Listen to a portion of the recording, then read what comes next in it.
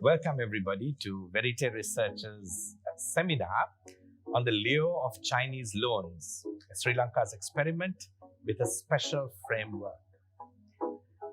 Now, this has been motivated, I think, by the current economic situation in Sri Lanka that got us into this research. Everybody knows that Sri Lanka is in a very significant crisis, an economic crisis that comes out of a debt crisis. But I think today, more and more people have come to understand that the debt and economic crisis that Sri Lanka is in has occurred not due to simply external events or circumstances or problems that were short-term or unexpected, but there is a deep-rooted governance crisis in Sri Lanka that has set up the country into a path of economic difficulty and crisis that has now caused the country to be in the worst possible economic situation in its independence history. Sri Lanka has been in 16 IMF programs over 60 years, but for the first time now, getting into the 17th IMF program, the IMF has identified corruption vulnerabilities as a critical issue for Sri Lanka to solve. When the IMF puts something on the agenda, it means it understands that to be critical for the macroeconomy. The term macrocritical is what determines. And when IMF says reducing corruption vulnerabilities is macrocritical, it also is echoing, I think, the growing understanding and sentiment that Sri Lanka's economic crisis cannot be solved without solving the governance crisis, or trying to paper over the economic problems of the country without resolving the problems of governance is always going to be a partial, temporary fix that isn't going to be very durable. So this is where this seminar and the topic today becomes quite important. We're looking at the way in Sri Lanka has taken a certain class of debt, bilateral debt, and specifically we have focused more on Chinese loans because that is where the majority of bilateral debt really came to Sri Lanka, and the bilateral assistance from China for infrastructure development has been very important for the country. But in the process of how Sri Lanka has taken and deployed that assistance, we find, and I think this is also part of the common discussion, a great deal of issues with regard to the financial feasibility studies that were done, the environmental protection actions that have been taken, the procurement methods and irregularities in procurement, and whether the projects themselves were well chosen and part of what was a priority for national development. So these concerns, I think, become even more important as Sri Lanka tries to repay its debt and regain some kind of path of stability and success of its future economy. But one of the things we hear often in protest movements in the country is also that people want system change. And I think one of the questions that's often asked, what is the system you're trying to change? Surely you don't want to change the democratic system. Do you want to change parliament? Do you want to get out of capitalism? The way I think we interpret the country's call for system change is as a deep recognition that the kind of corruption that is being protested is not simply that people are breaking the rules or avoiding the rules or finding loopholes and going around the rules, but that in Sri Lanka, the rules themselves have been designed and doctored to allow decision makers to work against the public interest and violate the public trust.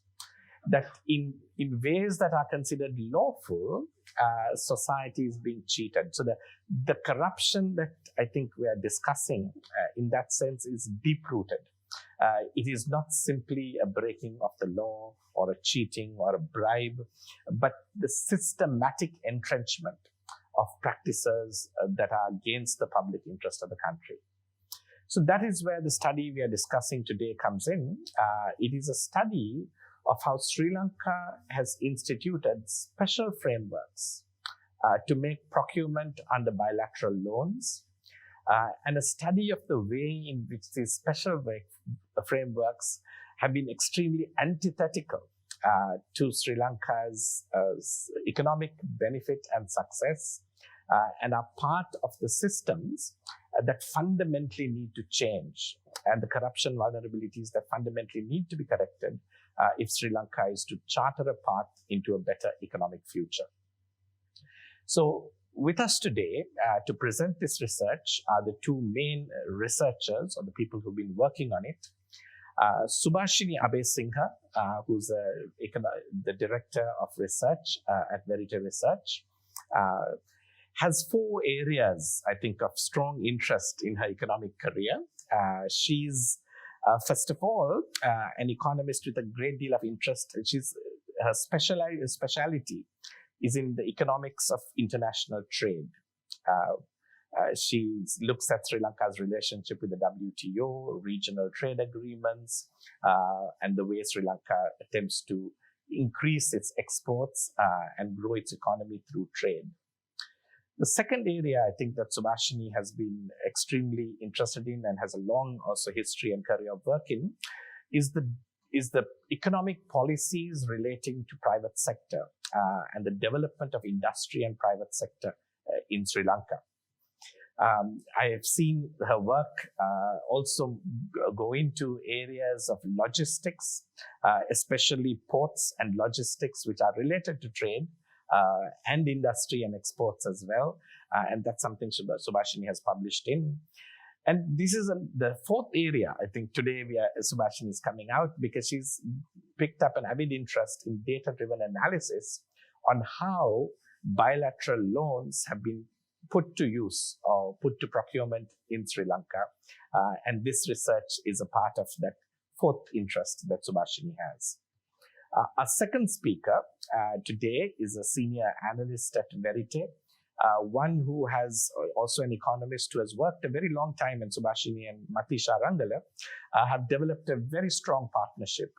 And Matisha also works, especially in the areas of international trade and on bilateral loans. So Matisha has been a part of studies that did deep analysis on the cost and nature of Sri Lanka's debt, and the cost of repaying debt and the difficulties of rolling over debt. So these two interests, I think, have converged to get us a very interesting study. We call it the Lure of Chinese Loans, Sri Lanka's experiment with special framework in procurement. I'm going to just say that what the structure of our event today is going to be. We are going to speak in 3 parts. Subhashini will begin, and she will introduce the special framework we are talking about, the system that is at the heart of the problem in a way. And she will look at how the government used this special framework to tap into concessional export credit from emerging economies, China being a case in point. And Subhashini will explore the nature of the regulatory changes that took place to facilitate some of the problems that Sri Lanka has faced today. Then Matisha will actually take it into a very specific case study. And I think it's always important to see the theory and see the system, but also understand exactly how it plays out and what the consequences are. So Matisha will look at a very particular loan and procurement that Sri Lanka did, which is typical of the problem of using the special framework in the way that Subhashini has outlined it, and will explain exactly how it played out in terms of Sri Lanka's economic concerns and problems. In part 3, we'll come back to really pull it all together, and Subhashini will come back again, and she will talk about what are the lessons we can learn from this experiment that Sri Lanka did, and what concrete actions we can take going forward to try and fix these problems. We will have the full Q&A after the last part, but I will take clarificatory questions after each of them speaks. So after Subhashini speaks, we'll have a few minutes. Only questions of clarification, not substantive issues of debate or discussion. and we will keep that quite short. And then at the end, after Subhashini speaks a second time, we will get into questions. So let me now begin by again welcoming all of you who have joined and thanking you for your participation, and inviting Subhashini to start to introduce to us this special framework that you think has been a core systematic corrupt problem for the Sri Lankan economy. Over to you. Thank you, Nishan. So let me first quickly tell you what are the areas we will cover in a little bit more detail than what Nishan said by giving the outline of today's presentation. Like Nishan said, I will first look at the special framework, the context in which it was formulated, the need for such a framework, the origin, the design, the impact the special framework had, and the flows or the drawbacks that we have identified in this framework.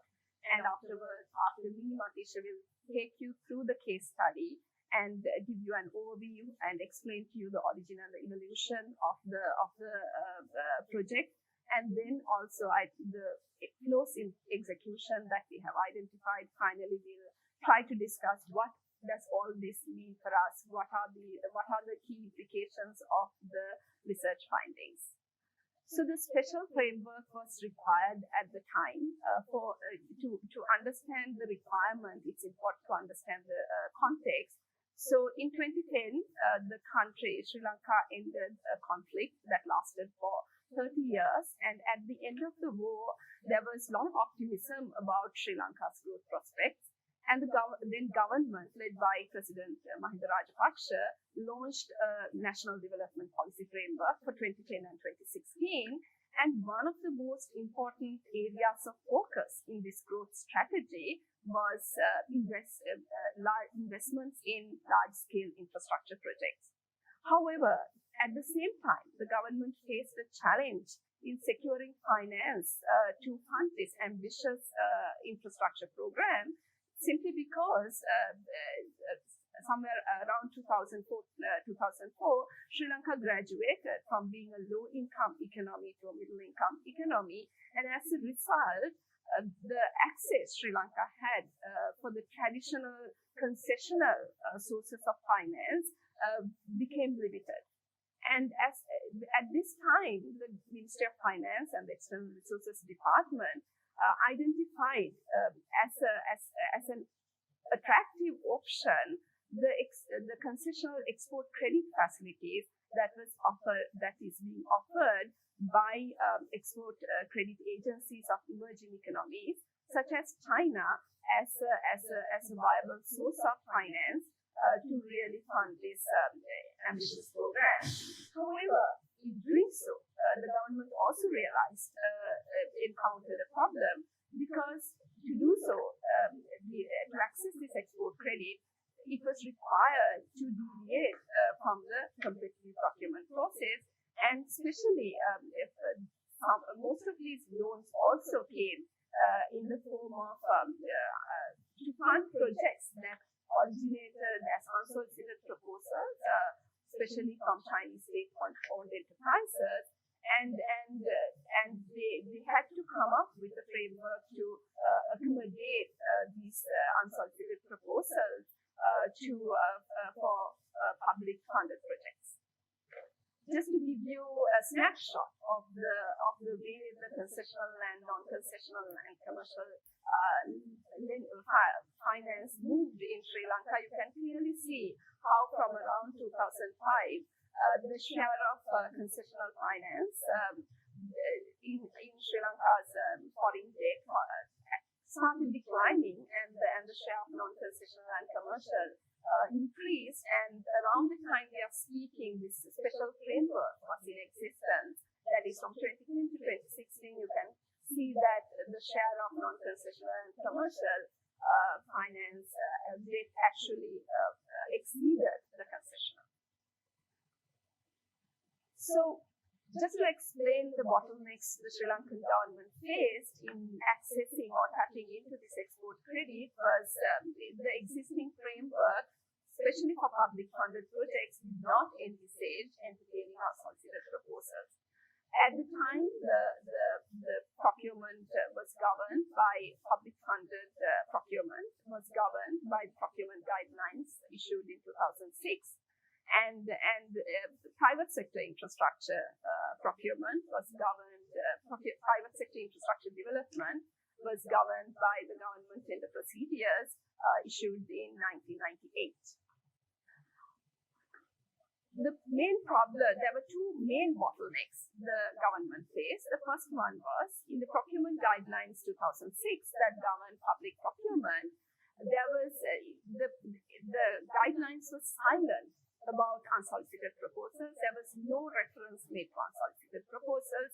Hence, there was no procedure outlined as how to manage the unsolicited proposals in relation to public sector projects. Then the second bottleneck they faced was when there were deviations allowed from the normal procurement process outlined in the procurement guidelines that gave primacy to competition. The government, the relevant ministry or the agency had to demonstrate the existence of an extraordinary circumstance to do so. And the guidelines went on to outline the areas that would meet conditions that would meet this extraordinary circumstance requirement. And you can clearly see, but from what is on the screen, it is unlikely that an unsolicited proposal that for a development of a port or a road or a power plant is very unlikely to meet any of these conditions. So because of that, the government realized that there is a need for a special framework. In addition to that, during 2005-2009 period, the government has actually entertained unsolicited proposals for public funded projects despite the lack of explicit provisions in the existing regulatory framework. And the Ministry of Finance circular clearly says that the existing provisions has been misused by the ministries and the agencies, and this cabinet approval process have been misused, and that unsolicited proposals have been approved without proper evaluation and commitments have been made, and that was also seen as a reason for the need for a proper framework. So this framework was established between 2010 and 2011. It came into existence in the form by Cabinet of Ministers appointing a standard cabinet review committee, popularly known as SCARC at that time. And SCARC was appointed to actually review the unsolicited proposals and also to guide the ministries and the department to actually the Cabinet of Ministers in terms of how best to proceed with these unsolicited proposals. Then obviously, subsequently, the Ministry of Finance also issued a circular advising all the ministries and the government agencies, which earlier directly sent these recommendations to proceed with unsolicited proposals to the cabinet. Now they were expected to table them before SCARC for their evaluation and recommendation, and it took about a year to actually come out with the proper guidelines and the amendments to the guidelines, which details out the process of that agencies should follow and the staff should follow in evaluating and approving these unsolicited proposals. What is very interesting in this process is the government actually did not amend public procurement guidelines. What they did was they brought this as an amendment to the private sector infrastructure guidelines because they made reference to unsolicited proposals in section 237, and the amendment that was issued as supplement 23 was actually an amendment to the private sector guidelines, private sector infrastructure guidelines. But ironically, although they said this was private sector infrastructure guideline amendment, they brought under the purview of this amendment public sector projects. Especially the category 1 projects were defined in this amendment as public sector development projects that is to be financed on credit terms and where the lender nominates a contractor, And in such situations, the unsolicited proposals can be entertained and considered for public funded projects. This is, in general, unsolicited proposals are proposals that a private party would bring on their own volition to the government without the government actually calling for proposals. And while even the World Bank and the Asian Development Bank and other international agencies that say that do refer to unsolicited proposals as a possible form of developing infrastructure, discusses unsolicited proposals in the context of private-public partnerships, and it is seen as a method that allows the government to tap into private capital. And in general, globally, the accepted norm for public-funded infrastructure is to go through a competitive bidding process. So in this design, to overcome the second problem, what the government actually did is to bring in a second amendment where they actually say, in addition, so do away with this requirement for extraordinary circumstances to deviate from the normal procurement guidelines. They actually introduce, especially for SCAR, six reasons that they can use to justify proceeding with an unsolicited proposal, circumventing the normal procurement process. So if we look at the design, there is a two-stage review process. First, the relevant ministry would review the proposal and decide whether they want to proceed with the unsolicited proposal without going through the normal procurement process. And if they decide so, they will give it to SCAR for their own review and recommendation, and finally it will go to the cabinet approval. So we have very briefly outlined the factors that these agencies take into consideration when they are reviewing these proposals. For the ministry, you first look at the funding. Is the funding attractive compared to the alternative financing that is available? Look at the proposal. Does the proposal fall within the ministry and the government policy framework? And then you also look at the project proponent to see whether the project proponent has the relevant expertise and the experience. Especially what is very interesting is that the proponent should have the experience and expertise that is scarcely available in that field. But it is very important to note that there was no requirement for the ministry to meet all three conditions. Even if the ministry can meet one condition, it seems sufficient for them to consider to proceed to the next level. And even for the SCAR review, although there were 6 reasons listed, it clearly says you have to meet one or more of these reasons. So even if you meet just one, that appears to have been good enough to proceed with the unsolicited proposal and go to the cabinet approval stage. So what are the main drawbacks in this framework that we've identified? So one of the main realizations when you analyze this framework is that it lacked rigor. The evaluation process lacked rigor, and this is and also there was excessive official discretion that was built into the decision-making process. And both these are problematic, especially because if you read any discussion around unsolicited proposals, while it is seen in a positive light, there is enough and more literature that says when you do entertain unsolicited proposals, to be aware that they are associated with corruption, they are associated with lack of transparency. Therefore, having a very sound regulatory framework, a transparent decision-making process, as being vital to make sure that a country can benefit from unsolicited proposals, even in relation to public-private partnerships.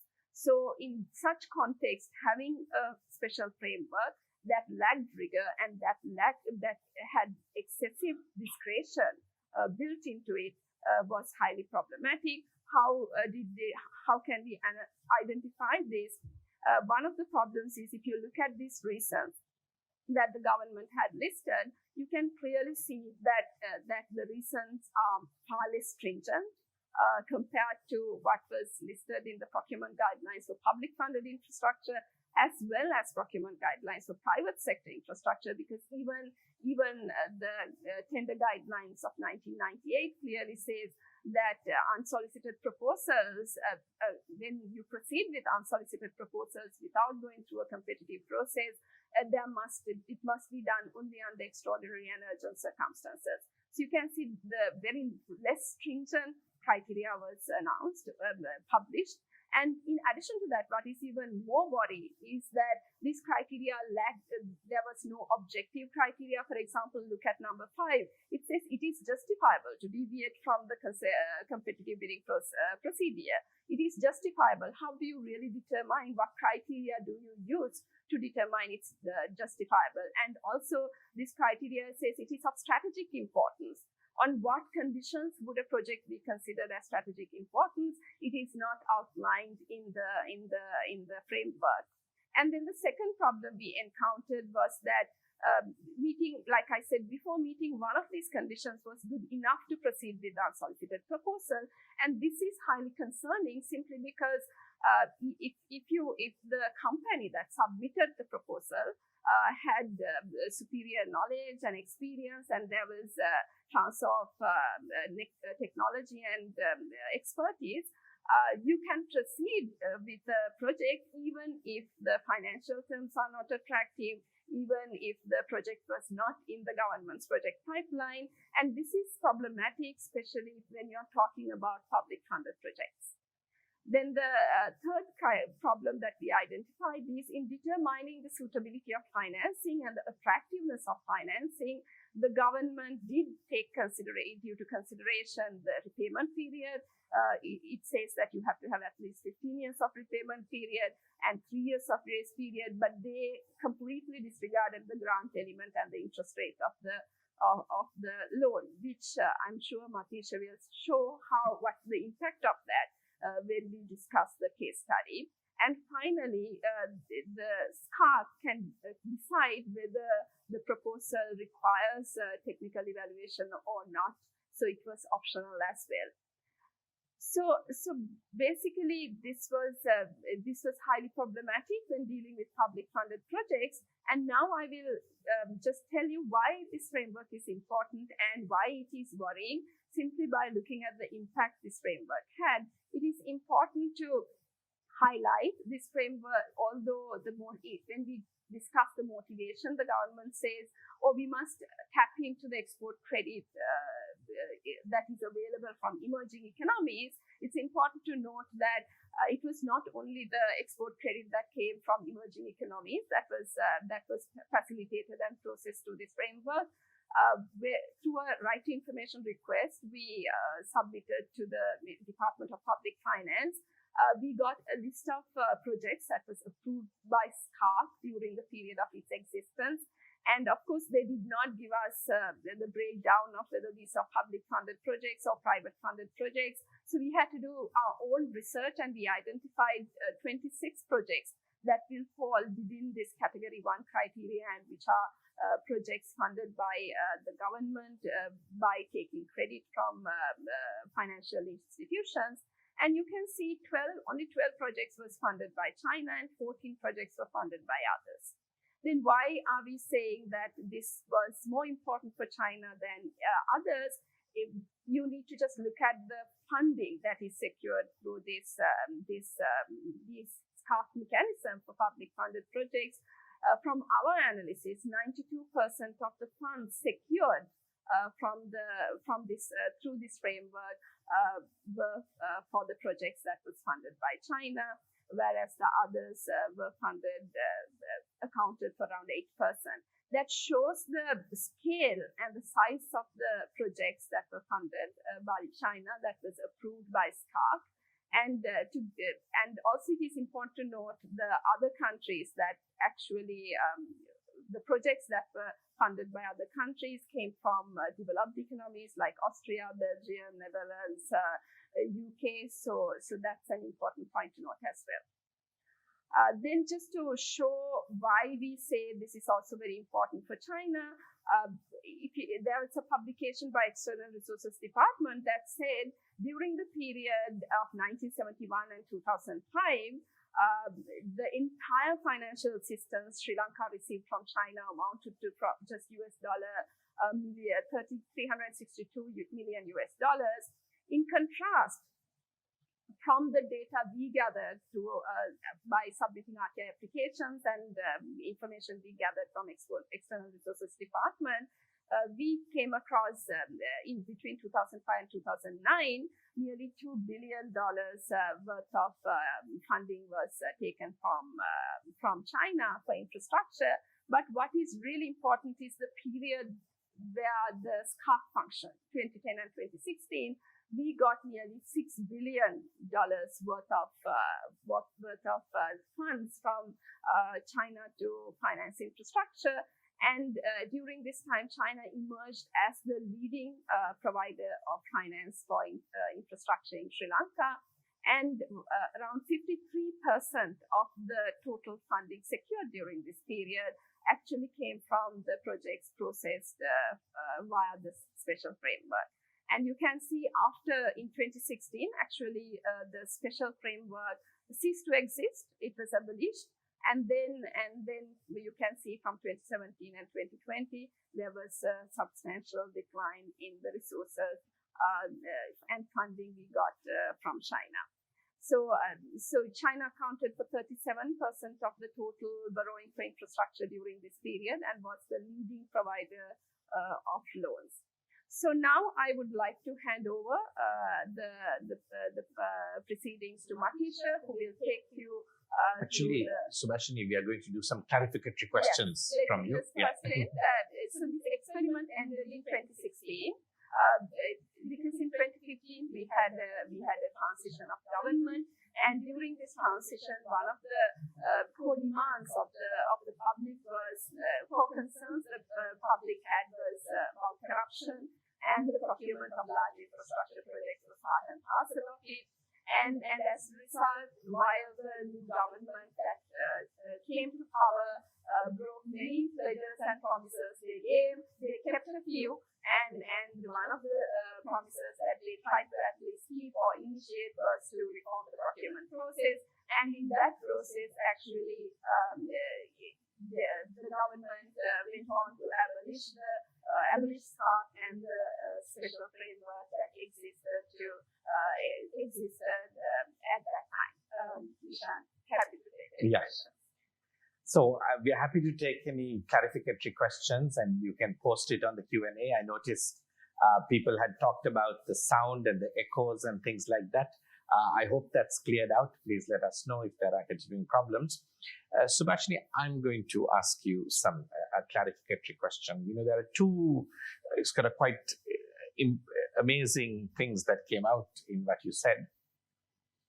First of all, when you talked about the use of a particular regulatory mechanism, you said this was they didn't actually amend the public procurement guidelines. They amended the guidelines to do with private investment, and where there was some partnership or connection to government, either in providing land or providing facilities or co-investing. So really, they amended guidelines that had to do with private investment, and presumably the reason unsolicited proposals are mentioned in guidelines to do with private investment is the private investor is putting a large amount of the money, taking a large amount of the risk, and you trust that they have done the feasibility and due diligence to make sure this is going to be successful, has an adequate payoff, and therefore you kind of, having shifted the risk, you're okay to accept unsolicited proposals. But they took that framework and then they added a section that basically said you can do public procurement through that, where government puts all the money. Did I hear you right on that? Yes. That is what we found also interesting and worrying. The fact that this could be done.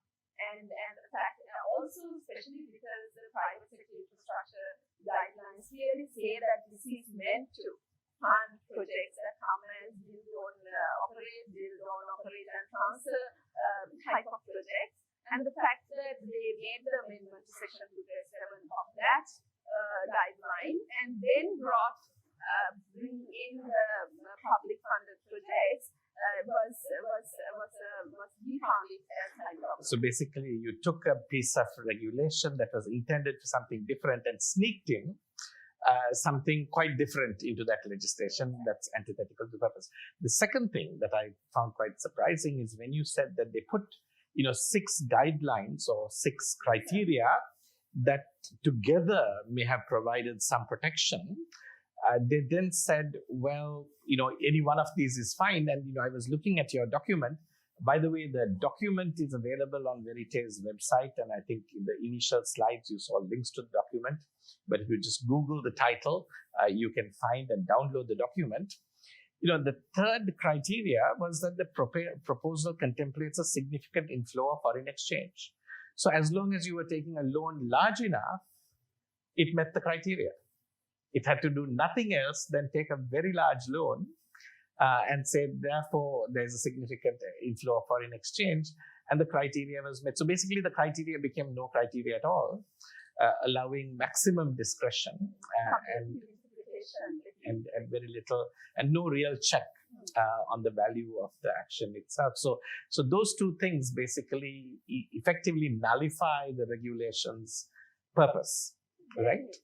Because in the preamble, they clearly say the objective is previously there was no proper evaluation. Now the SCARC was brought in and this framework is introduced to create a better evaluation framework and to make decisions in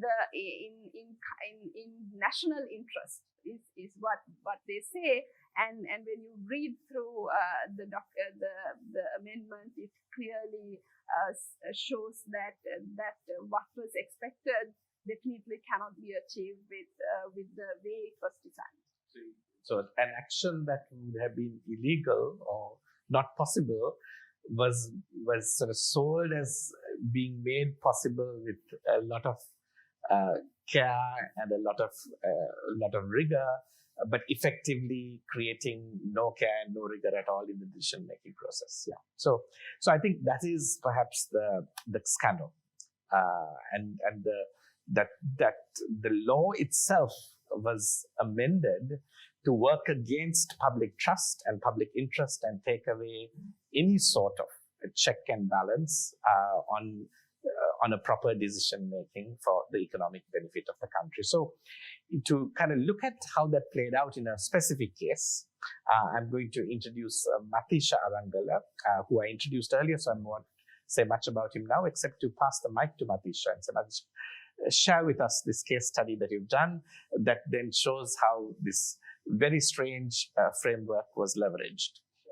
Thank you, Ishan. And thank you so much. So I would continue with the next section of the presentation. So in our report, we have, in addition to how the SCARC framework, the special framework, operated legislatively, we have also looked at how it operates in practice. And we have used the Gampa Athanagalla water supply project as a case study to highlight some of the flaws in the execution of the SCARC proposal, the special framework. So the Gampa Athanagalla project was one of the 12 projects, the 12 Chinese projects with unsolicited proposals, which were approved by the SCARC committee under the special framework.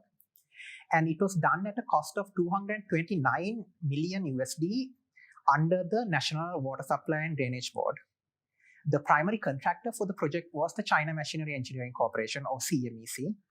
And 85% of the project, the contract, was funded by the China Development Bank. The purpose of the project, the objective of the project was to provide pipe-borne water to the Gampa Athanagalla Minuangada areas. And the construction of the project commenced in 2017, and as of 2020, the end of 2020, 76% of the project has been completed. So now I will take you through sort of like the timeline of the key events in the implementation of the project. The initial proposal was submitted by the CMEC in 2010, and in 2010 November, an MOU was signed between the CMEC and the Ministry of Water Supply, where they agreed to not consider any other contractors to implement the project. Following this, the proposal was reviewed by several committees, including the SCARC committee, and based on the SCARC recommendation, the cabinet approved the project. Subsequently, the contract was signed with CMEC in May 2013, and 3 years later, the loan agreement was signed with the China Development Bank in August 2016. So now we will go into some of the flows that we identified in the evaluation and implementation of the project. So first is the fact that the project was actually approved by SCARC without a funding commitment and before the terms and conditions of the loan were finalized.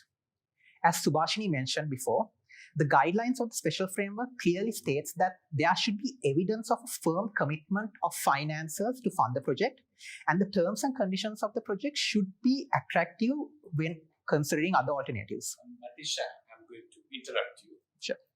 The guidelines, that's one of the 6 criteria. So Yes. It's a criteria you could well ignore. That is also true. Okay. That's also So it's there as a criteria to suggest that this is what SCARC looks at, but SCARC certainly has the freedom legal freedom to completely ignore that criteria, which is what they did, you say. That is true. Okay. That is true. And that is pretty obvious when we look at the project because both these conditions were not met. For instance, the SCARC committee approved the project and the contract agreement was signed in 2013, 3 years before the loan agreement was signed in 2016. This means that the funding wasn't confirmed at the time the SCARC made its decision. And the SCARC essentially approved the project based on the mere assurance by the Ministry of Water Supply and the CMEC that they would preferably obtain a concessional loan from the China Exim Bank. This means that at the time, the China Exim Bank also haven't confirmed that they would provide the loan. And later on, what we found out was actually the loan agreement was finally signed with the China Development Bank. So this means that the government and the loan which was signed with the China Development Bank was at much more expensive rates. So this means that the government also failed to ensure that the funding for the project was attractive. Another key condition of the special framework is that the contractor selected for the project should command a reputation and know-how in the field related to the project. And this is also a condition which can be ignored if we need to. And what we can see when we take a closer look at CMEC is that this is not the case. There was a clear lack of experience with CMEC in carrying out water projects at the time the decision was made to go ahead with CMEC. And this was highlighted during the evaluation process by the Project Assessment Committee as well as the Strategic Enterprise Management Agency, or SEMA. It was also brought up later on in the original reports.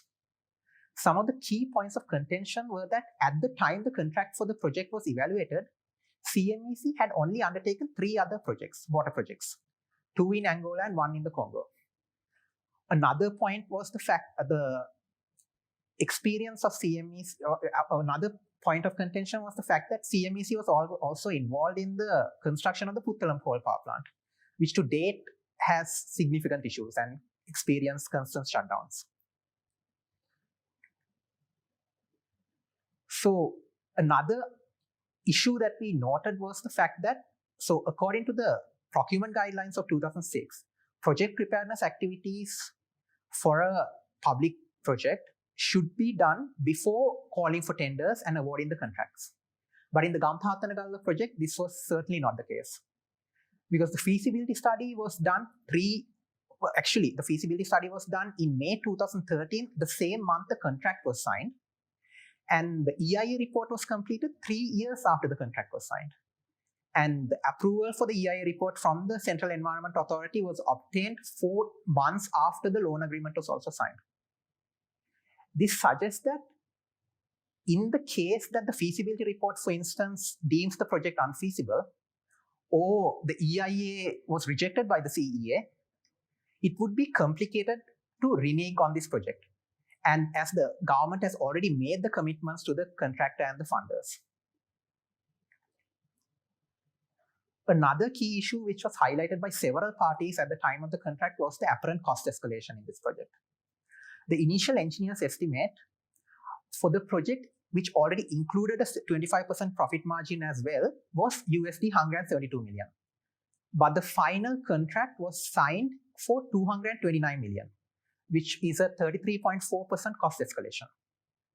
When this issue was brought up by the SCARC committee, the following reasons were given by the water board as justifications for the higher cost. One is an allocation of 25 million to account for the inflation resulting from the delay, because the initial engineer's estimate was made for a project commencement of 2012. And two is an allocation of up to 13 million for unforeseen developments, as the project was contracted as a fixed lump sum contract. However, what we have noted is the fact that what's most interesting is the allocation made for a 10% appreciation of the yuan against the dollar. And for this, an allocation of 19.7 million was made. And this is really concerning for us, because the fact that the government even considered the possible appreciation of the yuan in its evaluation of the contract price means that it would only be a factor if the project was awarded to a Chinese contractor, and the constraint is there for the goods and services for the project to be sourced purely from China. This is a condition which is present in many loan agreements from the China Exim Bank. And what we noted with this Gampathangala project is that both these conditions were not met. Not all the goods and services were procured from China, because 64 million worth of the contract was subcontracted to the NWSDB, the National Water Supply and Drainage Board. And the government didn't sign a loan agreement with China Exim Bank, but they ended up signing a loan agreement with the China Development Bank, which does not have this constraint. And as a result, what we can see is that the SCARC actually made the decision to go ahead with this project, despite they had already made up their minds to go ahead with a loan agreement with a contract with China, despite not and did not actually consider any of the alternatives. And what's also notable is the fact that in reality the yuan actually depreciated by 9.7% rather than appreciating by 10% as was intended. So accounting for a 10% appreciation is actually a serious miscalculation. So what we can also see is that this is also a good example of how cost escalations occur when there is no competitive bidding. According to the IMF, for loans to be considered concessional, the grant element of the loan should be above 35%. We compare the grant element for the CDB loan for the Gampathangala project with a similar water project, with the Kurunegala water supply project, which was funded by the China Exim Bank. And for calculating the grant element, we used an average ISB rate of Sri Lanka, which is 6.5% as the discount rate to calculate the grant element. And what we found is that the grant element for the CDB loan is 3.58%, while a China Exim Bank loan would yield a grant element of 36%, which means that in terms of the condition and the terms and conditions of a China Exim Bank loan is much more favorable in terms of the interest rate and repayment periods when compared to a loan that the government actually settled with CDB. The higher cost escalation for the project could have somewhat been eased if the funding for the project at least had a higher grant element. However, this was not the case, as the government failed to secure concessional funding from the China Exim Bank as was originally intended. So there are many projects which have been completed or carried out over the last 15 years, which can be considered as questionable. However, the Gampathangala project is certainly not one of them. It is a project which is vital to ensure the water needs of the rapidly growing population in the area is met. However, what is evident is, although the special framework was established with the intention to expedite these priority projects, the completion of the project was in fact delayed by over 7 years. The initial completion date for the project was in 2015. However, as of 2022, the project is still incomplete. So the issues that we have been discussing till now, and what's also in the report, have already been highlighted by the original in their investigation starting from 2016. And in 2017 and 2018, the former President Chandrika Kumartunga, as well as the Attorney General, also brought up these issues to the Prime Minister and the Minister of Finance. They called for the project to be halted and for the officials involved to be investigated. In response, the Ministry of Finance issued a cabinet paper suggesting that while the project should be continued, the terms and conditions with the contractor should be renegotiated. However, what we found is that these investigations didn't go anywhere, and the project proceeded without any changes. So, these are some of the justifications which are provided by the officials as justification for the continuation of the project. And what we can see is some of these are in fact understandable considering the timing of the investigations, which happened after the project has commenced and all the contract agreements and the loan agreements have been signed. Some of the payments have already been made to the contractor. There were concerns that the renegotiation would further delay the project, and there would also be termination and litigation charges to consider. However, the third and fourth justifications provided by the officials that the cancellation or renegotiation of the project would affect the good relations between the two countries and would have a negative impact on future borrowing is not rational. And the fact that the ministries brought these up as justifications to ignore the irregularities in the project is problematic. First off, what our media analysis show is that the negative perception of Chinese projects in Sri Lanka has increased over the years. And forging ahead with bad projects or projects which are problematic has been more harmful to the relationship between Sri Lanka and China, especially if we consider it from the perspective of public perception. In fact, if these issues in the project have been addressed early on, there will in fact be more public confidence in future Chinese projects rather than there being any opposed negative impacts or oppositions from the public. So now I would like to hand over to Subhashini for the next section. Yeah. No, Matisha, I think what you're saying is quite surprising in many ways. Just clarify something for me. The grant, how much was the grant element in the project? So the finance final grant element was 3.5%. So was that before the cost escalation? So after the, yes. Cost escalation was 33%. Yes. Grant element was 3.55%. Yes. So let me, I suppose, explain for the sake of the audience what a grant element means, or how Verité calculates it, and there's a whole another publications on this.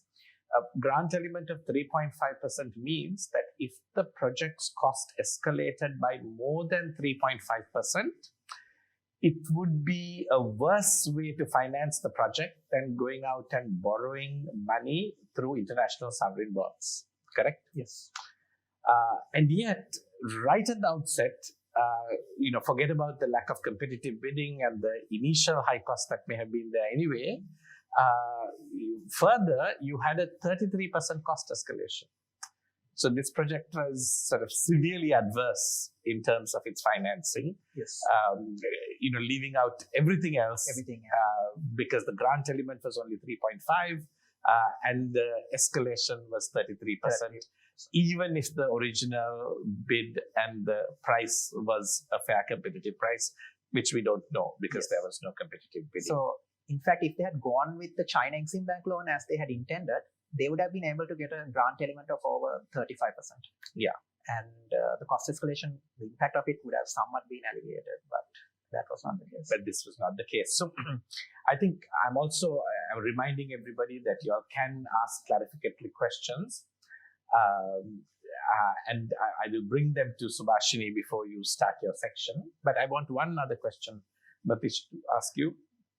You said that one of the reasons given by the officials is that this contract with a Chinese company being terminated or questioned or challenged by the government would sour relations with the Chinese government. And that's what the officials in Sri Lanka are saying, right? But,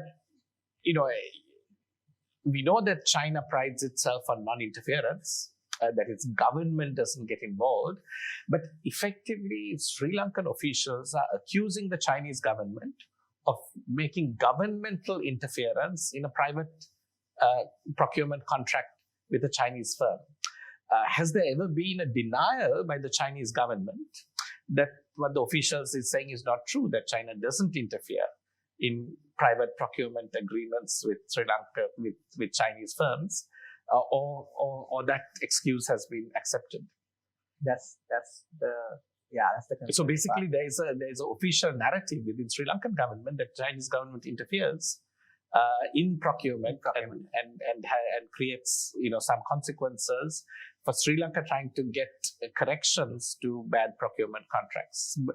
I'm not saying that actually happens, but you're saying that officials say this and write it down. That's true. It is actually in the paper submitted to the cabinet, when the cabinet of ministers and Minister of Finance also stated that going forward they recommended continuation, because work has already commenced, final disbursements have already been made.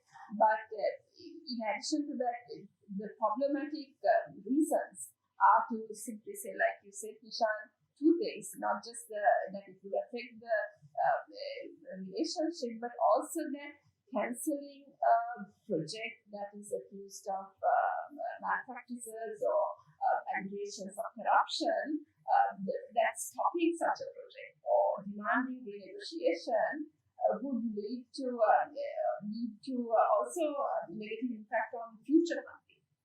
But that is the Chinese government. So basically, the Chinese government Sri Lankan government is accusing the Chinese government of interfering in doing due diligence on a private contract.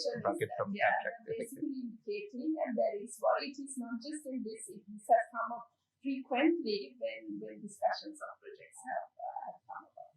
Yeah. So Bachini, there's another clarificatory question for you. In a nutshell, somebody asks, do you say that the main reason for the failure of many infrastructure projects is unsolicited proposals? Is that what you're saying? So what we're saying is, actually, even under normal public procurement, Sri Lanka's procurement framework has many problems, and the oversight is weak, monitoring is weak. So it is important to say that even under normal procurement scenarios, there is likely to be quite a lot of malpractices and irregularities. But what we are saying is, in a procurement environment like that, where already the regulatory framework is weak, going ahead and doing unsolicited proposals increases the probability of failure and the probability of Sri Lanka not getting the best value for money, and the probability of encouraging malpractices and irregularities. So that is exactly why it's not just in Sri Lanka, across the world, unsolicited proposals are not envisaged to be part of a public funded procurement process. Okay. So there's one more question. You said this particular framework was ended in 2016.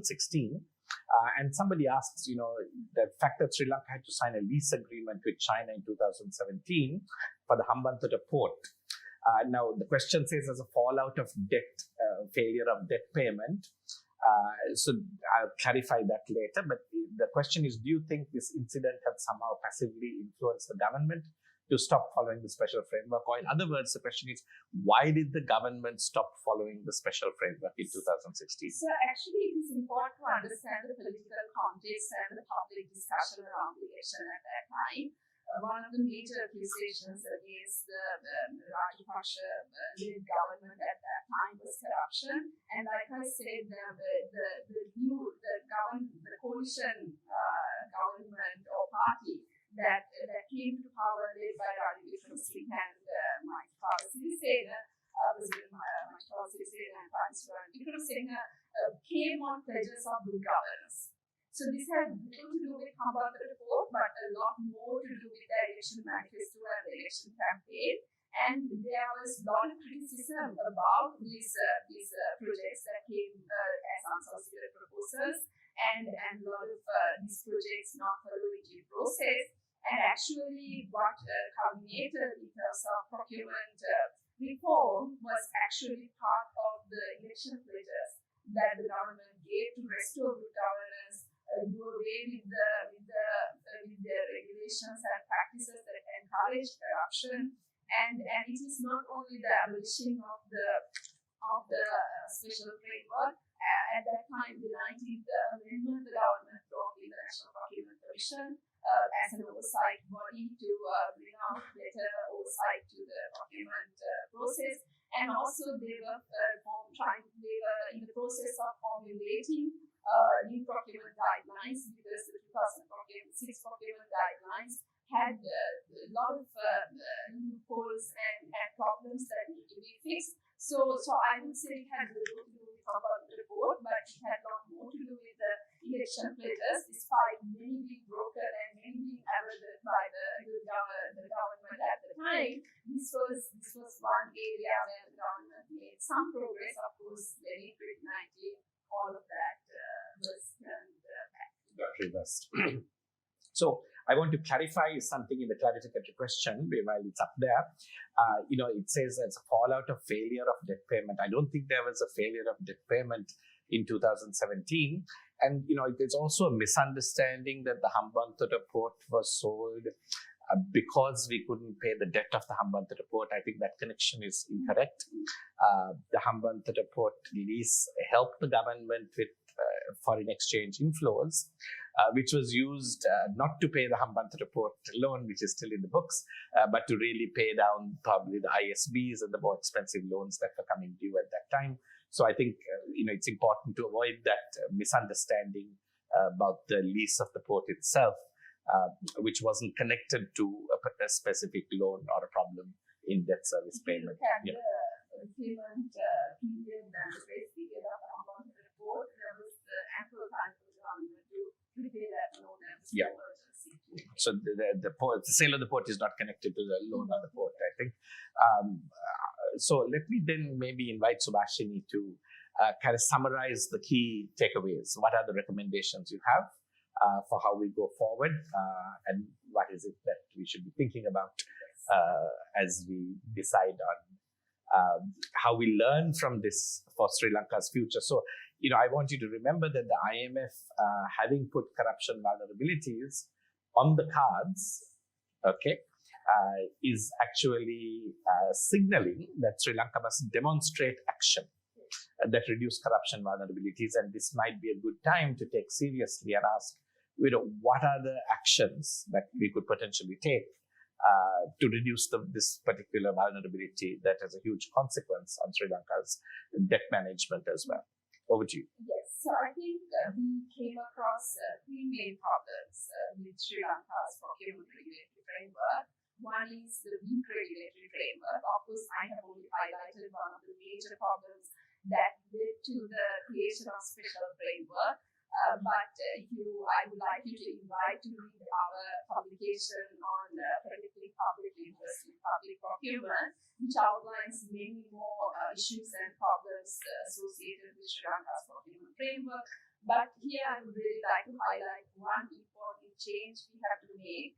One of the problems we see in the current framework is it is not governed by a parliament-approved act, or the guidelines are not guidelines approved by Parliament. They are cabinet-approved guidelines.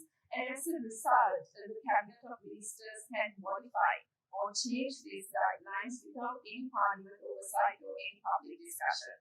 And this is exactly why they could make this substantial change that actually questions that is out of line with the principles and the objectives of the procurement guidelines, which envisages instituting a competitive, efficient, and fair procurement system, because unsolicited proposals definitely doesn't meet those criteria. And still they were able to bring this change because they only required the cabinet approval, and it does not require Parliament oversight. And therefore, it's very important that we make sure that either there is a Parliament-approved guidelines, which was what was envisaged by the National Procurement Commission when it did formulate new guidelines, or even, as in some countries, over a procurement act that is approved by Parliament, where when substantial changes of this nature is being made, it is tabled in the Parliament, and there is a Parliament discussion, and what Parliament discussion and debate does is also it opens up a public debate and discussion. So that's a very important step Sri Lanka needs to take going forward. The second is big oversight. We realized the auditor general steps in and starts investigations only in 2016 after the change of the government. And by that time, you have signed the contract, you have even signed the loan agreement, and also the work has commenced, and the money has been dispersed. And then when the decision to renegotiate and came about, it was 2018. Actually, 2013, the contract was signed. Now we're talking about investigations and renegotiations almost 5 years later. So then it's too late, and it is much more difficult to reverse the decisions already taken, and the cost of reversing actually can be higher than proceeding with the project. So therefore, it's very important that we have very better oversight systems to detect and prevent this kind of malpractices and corruption early in the project approval process. And lastly, the accountability. We hear this often in the Sri Lankan public discussion that oversight bodies, as being identified as T-plus tigers, in a way, say that you identify data, there is a lot of public discussion, there is a lot of media discussion, but no company or public official is actually penalized for their wrongdoings or punished for their wrongdoings. And even during when we investigated the Rampatala project, even where Attorney General says there is clear evidence of existence of elements of corruption, and there is a request that this should be the officials that squandered public funds should be investigated by the Bribery and Corruption Commission. However, there is no evidence of something like that happening. So it's very important that we make sure we have this proper system. Otherwise, the existing system where there is weak regulations, weak oversight, and accountability, obviously, it's a high ground for malpractices and corruption, because the rewards of deviating from due process is far higher than the risk of getting caught. And we feel that it is the right, there is a window of opportunity. Of course, the current economic crisis the country is facing is really affecting everybody's lives in a very negative way. But even in this crisis situation, we see there's a rare window of opportunity to really introduce this kind of reforms, because one of the main demands of Aragale, the people's protest that we saw for so many months on the streets, like Nishan said, was for a system change. And also, one of the main areas of focus was corruption, that we need to reduce corruption, we need to do away with corruption. So there is enormous public demand for this kind of positive change, and it is also now with the International Monetary Fund, the current the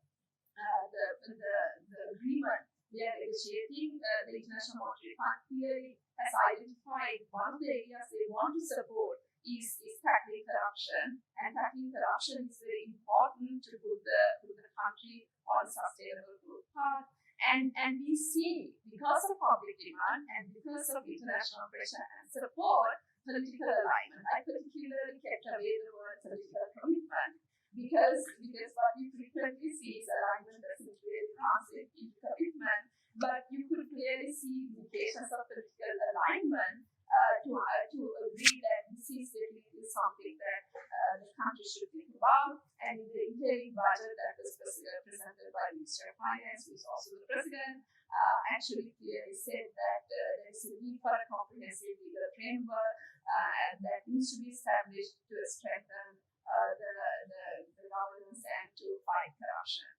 So for us, what we see from all our research we have done on procurement and especially infrastructure finance with external borrowings is that fixing Sri Lanka's procurement framework remains critical to reduce corruption and put Sri Lanka on a sustainable growth path. Thank you, Subhashini. That's really quite eye-opening and concerning, of course. Just for the audience who's here with us, we want to tell you, you can not only type your questions, you can unmute yourself and ask questions. You can raise your hand if you want me to call on you. So all these options are available. I will try to take a look at the chat box to see whether there are any further questions. there. And there is, so I think there are a couple of questions that are coming here. Is there a way to find out where the extra money from projects went? Can we assume that it went to politicians' pockets? So, in a sense, question saying there's massive cost escalation and somebody is benefiting from this cost escalation. There's an unsolicited bid to begin with, which means there's no competitive price. Is there a way to find out who the beneficiaries are? Is the question. So I think this requires, this is one of the main requests, demands of the RIA as well. Get the stolen money back to the country. So what is the research and even Transparency International has published saying actually to identify exactly how much was stolen by who and where is all this money kept is a very, very difficult process. And as a result, even recovering these assets or getting back this money to the country can even take up to 10 years. And because there are so many subtle ways that this money gets into different hands and even out of the country, and tracing this is a significant challenge. And I read some reports and posts by Transparency International that shows that wherever the countries have attempted to do that, it is a long and a difficult process that can take a number of years to succeed. In other words, you're saying it's a little beyond the scope of Verité Research to find the money, and governments need to invest enormous, significant resources.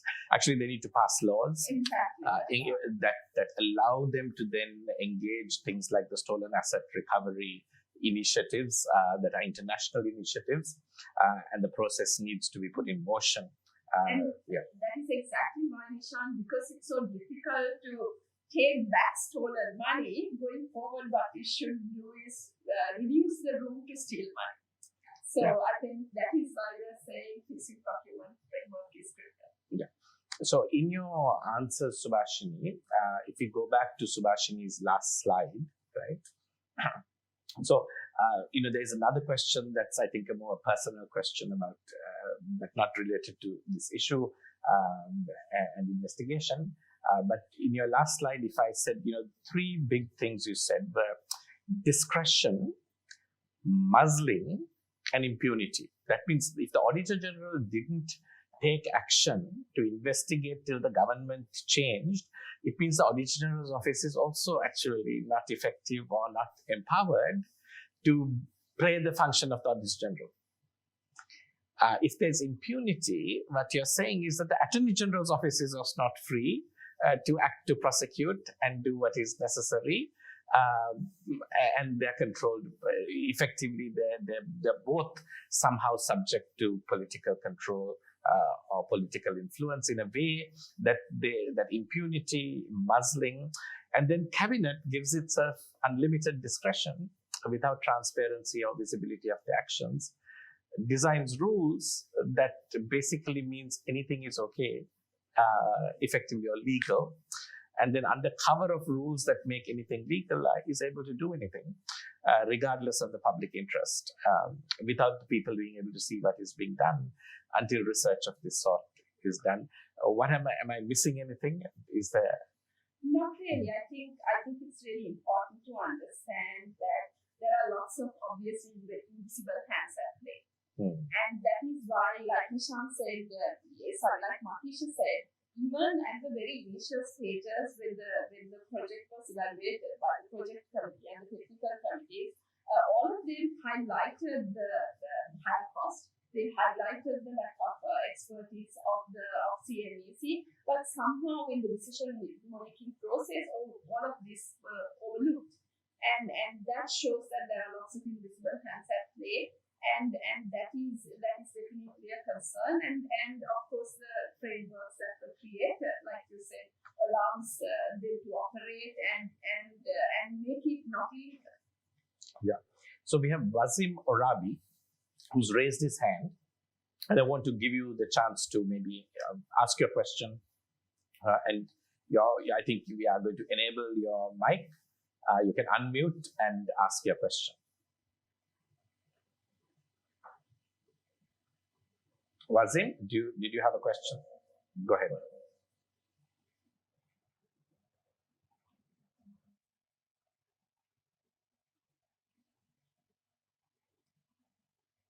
So I'm not hearing. Why don't we come back to questions? So there is, I think it's written the question also. yeah, there's so many layers we have said. Highly informative discussion. The main issue is that the general public is unaware and also get derailed by artificial created periodical news. So the kind of propaganda that the general public consume in the media don't make them aware and also distract them from what's going on. And that there's no answerability. These questions and issues are not answered. What are the other countries that have in place, something? What can we learn from other countries that can allow us to have the public actually get better information, understand what's happening, and pay the right kind of attention? So, what is Sri Lanka missing? Yeah, actually, that is why I would like to encourage to bring this up, protecting public interest in public infrastructure report of ours. What we clearly see is two areas that Sri Lanka lags behind compared to others who have made progress. One area is transparency.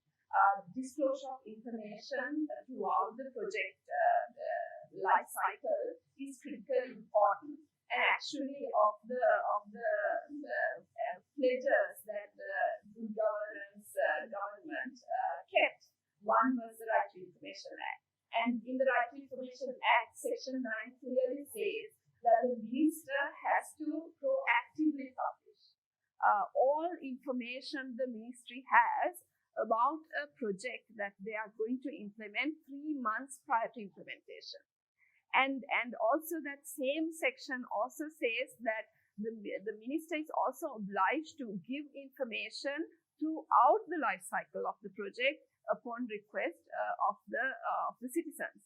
But unfortunately, now this is a requirement by law, and we actually looked at the compliance of the government in terms of large infrastructure projects in relation to the disclosure of information, because information empowers people, and then only they can question and get involved. But unfortunately, what we find, again, I would like to invite you to go to publicfinance.lk web platform and check out the dashboard, infrastructure dashboard. What we clearly see is the level of disclosure of information, despite having a law in place that requires the ministries to do so. At least the online disclosure remains extremely poor. Only about out of the 60 projects that we looked, only around 18% of the information was made available. And even then, what is even more unfortunate is that the information available in Sinhala and Tamil, the local languages, is extremely poor. And this is very important to make this information available in local languages to enable people to engage better. Then the second is citizen or public engagement.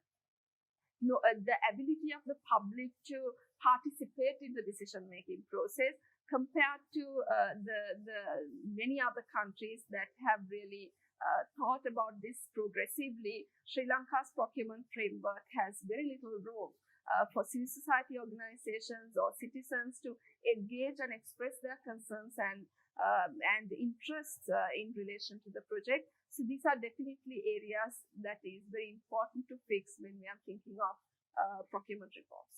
Thank you, Mashi. Matisha, when was this, come back to you and the case study, when was the project actually finished finally, and how many years since the beginning of the project? Actually, the initial plan was to finish the project by 2015. The proposal was brought in 2010 and finished the project by 2015. However, the construction actually commenced in 2017 and it's still not completed. So Gampha people still haven't got their that is a very concerning thing, because this is a really useful project, and the fact that it was delayed by 7 years is concerning, because by the time it's done, there would be a need for a even bigger project. And because it is a very rapidly Yes, urbanized rapidly area. urbanizing area. So when they were designing the project, what they said is because of the rapid increase in population in this area, there is very high demand for high quality water. And actually, our discussions with some of the STB officials. Yeah, because due to the COVID restrictions as well as the fuel constraints, it was further delayed. And the officials really, when we talk to them, they have no idea when it will finish. And also one of the concerns that they said is actually this project may not be sufficient. Now yes, it's out there. Yeah. It's taken so long. So actually, you come to live in Gapa. Okay. And there you go. So, do people in Attanagal and Gampha know that this is what has happened with regard to enormous amount of money supposed to work in their service but hasn't done so, and also has been very much a part of, loss to government.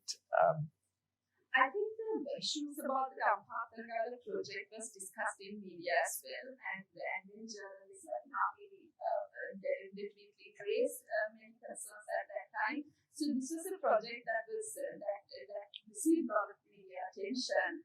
But what happens is actually, although it's discussed in media, there is very little action that is taken. It's not just in media. Despite Auditor General has 3 reports about the project. But what happens is 2 things. What also Verité's own research shows is, even when Auditor General raises the procurement-related issues, they never get addressed, right? So when issues are raised, what's very important is that the government respond by preventing such issues from recurring again and really addressing the factors that allow such problems to arise. But what we often see is that these recommendations go unheard. And despite these issues being raised, like I said before, there is no further investigation into whether there are incidents of bribery and corruption, and whether the public officials have actually squandered public funds, and there is very little action taken. And that is exactly why, in my view, in Sri Lanka, these kind of problems keep on happening. So the last question is quite important. It says all these projects were done under special framework, and there are visible irregularities. Are they considered illegal since they're now under a special framework? And if they are legal, since they were, is it not possible to prosecute? So the question, can I answer that question for you? I think so. It's a very important question, and that I started with the problem that the system, the corruption is not simply about violating the law or doing things that are wrong. It is that the law itself is changed, and the regulations themselves are changed to allow massive abuse. Now, it doesn't mean that there cannot be court action. And this is very important because if you remember in 2008, there were 3 landmark cases, between 7 and 9, in which 3 privatizations were reversed, even though exact same thing happened. The way these privatizations were done were hugely in violation of public interest. But the regulations and laws themselves on bidding, on accepting bids were changed to allow that to happen. Now, what the court did, the Supreme Court at that time, they invoked in the legal doctrine of public trust. And there's a phrase that even if the yielding hand yields, the government is willing to bend the law, bend the rules to make it permissible, that one should understand that this is in violation of the public trust. And on the basis of having violated public trust, and it's an internationally understood legal doctrine, the court actually reversed those privatizations and in fact named public officials and said they were not fit to hold public office and asked them to resign. But of course, the president then brought those officers back into high public office. And I think, this special creation of the special framework was an artifact of that also. So So I think that's an important question, that while it may not be illegal because the law itself has been massaged to make it permissible, it doesn't mean that action is entirely not possible. There's another question that I will take. It says, I think it may be Subhashini, that you had said the feasibility study had been undertaken before Nomatisha, before undertaking the large infrastructure project in Sri Lanka. Now the question is, why are Mattala International Airport and the Hambantota Port becoming commercially viable? Why are these large projects failing to yield adequate revenue? So why they're not becoming commercially viable? I don't think you have to answer why they're not becoming commercially viable, but maybe this question of, is it, normal for feasibility studies not to be undertaken, and how do you see that problem in other projects here? Yeah, because I think as per the procurement guidelines, feasibility studies aren't a requirement either, but they do say that project preparedness activities should be ideally done before the contract is signed. And the fact that the final feasibility study was done the same month the contract was signed means that even during the evaluation of the project, they didn't have all the details to do a proper cost estimate at least. And the EIA especially is really concerning, because the fact that all the commitments are made means that there could be undue pressure on the officials to even give a favorable result, like to approve the project. So in relation to feasibility studies for Hambantota Port, there is a debate and discussion about it, because there were two studies that were commenced by public consultants as well. And one feasibility that was done during President Mahathir's period. And one study found that it was not viable, another study found it was viable. So it's what is important is to understand the feasibility study and the actual execution, how aligned they are. Again, is very important, but doing a feasibility study is not mandatory. It is optional, and it depends. It is a call of the. So this is also the way the regulations have been set up. Yes. I think the question has been pushed again as to why they are not becoming commercially viable. I think the person asking the question thinks you said that feasibility studies are done in other projects. That's not necessarily the case. I can answer that. The later phase of the Hambantota Port, there were some phases that had feasibility studies, other phases that didn't. And that is kind of why the government got stuck. That it was after doing the project that they realized that the feasibility was missing without further investment, and had to rethink the ability of the government to go ahead with the port. Subhashini, I'm going to just, because it's time to end, just piggyback on one more thing where you talked about proactive disclosure. Okay. And, I think we don't have laws that proactive disclosure doesn't have legal teeth behind it, right? It's part of the regulation. They ought to do it, but there's no way to take action against our government agencies that don't do proactive disclosure. And perhaps it's an area in which the law needs to be strengthened, that proactive disclosure law needs to be made mandatory, without which officials can simply not do it and not have any consequences, and there's impunity. But, I think the one thing to understand, despite the RTI law in Sri Lanka, is the very significant pushback from government whenever there is suspicion of corruption. So, the case in point is Sri Lanka. Verité Research made application to the central bank to release data on the secondary market trading of bonds, of the EPF money in the secondary bond market. EPF is the largest fund in the country, even now after depreciation over $10 billion. And we asked the central bank to show us the secondary market transactions, because the bond scandal suggested that the EPF was significantly a facilitator of similar bond scandals that had not been discovered. Now, despite winning that case and an order in Verité's favor at the RTI Commission, the central bank went to the appeal court and appealed the decision. This is now 4 years ago. The case has still not concluded. Nobody has seen the data. And judges keep recusing themselves from the case, which is also enormously telling.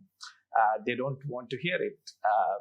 So I think this is a sign of how deep the structural problem in Sri Lanka is, that the central bank even today is fighting to prevent the public knowing how the EPF money has been potentially used or abused in the secondary bond market. And the EPF has not published the annual report since 2016.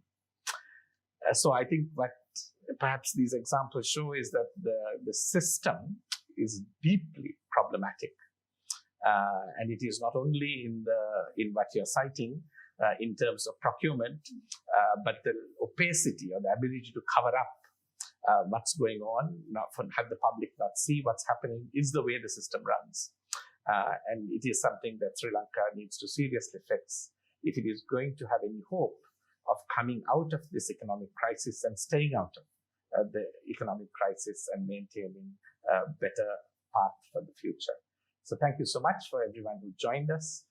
Thank you to Subhashini Abesinha, Matisha Arangala, who've done a fantastic job of digging deeply into this issue of procurement and what solutions are needed, and for highlighting a system change that needs to happen in Sri Lanka. Good night to all of you.